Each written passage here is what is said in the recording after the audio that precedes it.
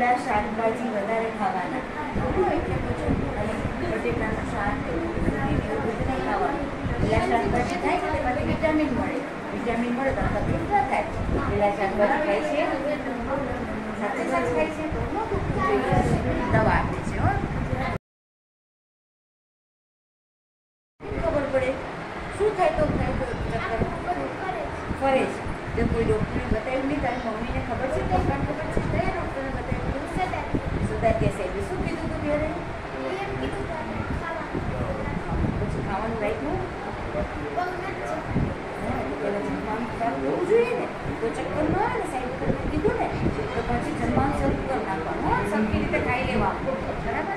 અને ભૂખ્યા પેટે બહુ દોડાદોડી નહીં કરવાની. હા, દવા આપું છું પીછે.